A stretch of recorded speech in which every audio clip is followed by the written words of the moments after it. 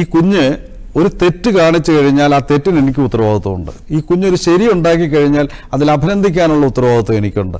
ഈ കുഞ്ഞ് വഴിതെറ്റി പോകുന്നു എന്നുണ്ടെങ്കിൽ അതിൻ്റെ കാരണക്കാരൻ ഞാനാണ്.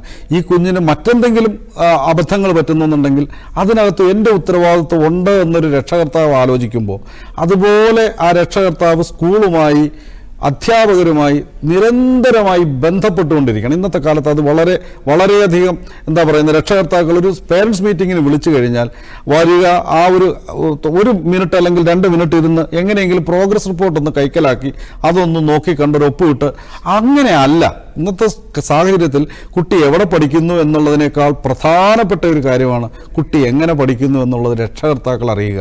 ഈ എങ്ങനെ പഠിക്കുന്നു എന്നുള്ളത് വളരെ നിർബന്ധപൂർവ്വം രക്ഷകർത്താക്കളും അധ്യാപകരും ശ്രദ്ധിക്കേണ്ട കാര്യമാണ്. അവിടെയാണ് ജീവിതത്തിൻ്റെ വിജയം ഉണ്ടാകുക. എന്ത് പഠിച്ചു എന്നുള്ളതും ഇപ്പം നമുക്ക് പലതരം സബ്ജക്റ്റ് പഠിക്കുന്ന ആളുകളെ പറ്റി നമുക്കറിയാം. ഏത് സബ്ജക്റ്റ് പഠിച്ചാലും ആ പഠിക്കുന്ന സബ്ജക്റ്റ് ഏറ്റവും നല്ല നിലയിൽ പഠിക്കുന്ന കുട്ടികൾ ആരും ജീവിതത്തിൽ പരാജയപ്പെട്ടു പോകുന്നില്ല.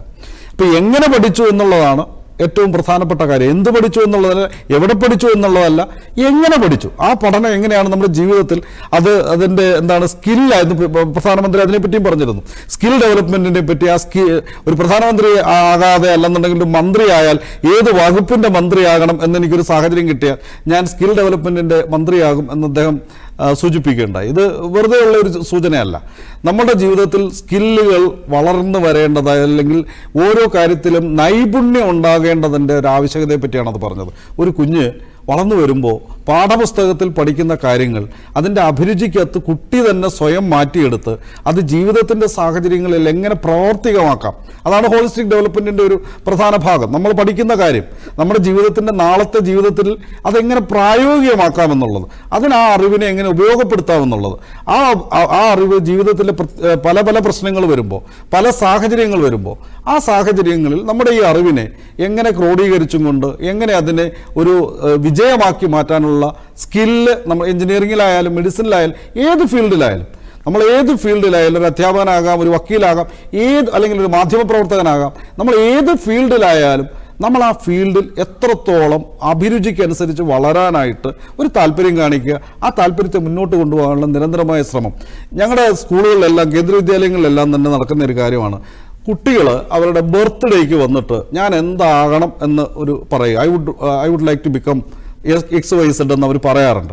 അപ്പം ഞാൻ അവരോട് പറയുന്ന ഒരു ഉപദേശം, നിങ്ങൾ അധ്യാപകനാകണം, എഞ്ചിനീയർ ആകണം, സയൻറ്റിസ്റ്റ് ആകണം, ടെക്നോക്രാറ്റ് ആകണം, എൻ്റർപ്രീനർ ആകണം എന്നെല്ലാം പറയുന്നു. അതിന് വേണ്ടിയിട്ട് ഇന്ന് എന്ത് ചെയ്തു എന്നൊരു ചോദ്യം ചോദിക്കും. പിറ്റേ ദിവസം ഈ ബർത്ത്ഡേ കഴിഞ്ഞതിന് അടുത്ത ദിവസമായിരിക്കും ചോദിക്കുന്നത്, ഇന്നലെ നീ പറഞ്ഞല്ലോ, ഇങ്ങനെ ഒരു കാര്യം പറഞ്ഞല്ലോ, ഇന്നലെ നീ എന്ത് ചെയ്തു അതാകാൻ.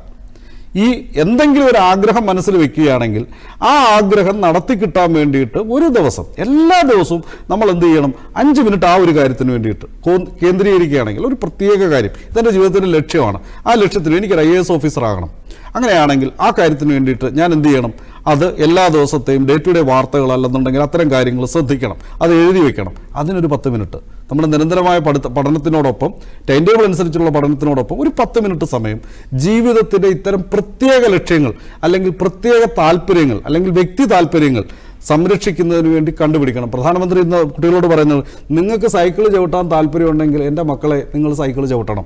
അദ്ദേഹം പറഞ്ഞതിൻ്റെ ഒരു വെറും ലളിതമായ മലയാള ഭാഷയിലേക്ക് ഇത് പറഞ്ഞ്, എൻ്റെ മക്കളെ നിങ്ങൾ ജീവിതത്തിൽ സൈക്കിൾ ചവിട്ടാൻ ആഗ്രഹിക്കുന്നു എന്നുണ്ടെങ്കിൽ അത് മാറ്റിവെക്കരുത്, അത് സൈക്കിൾ ചവിട്ടണം.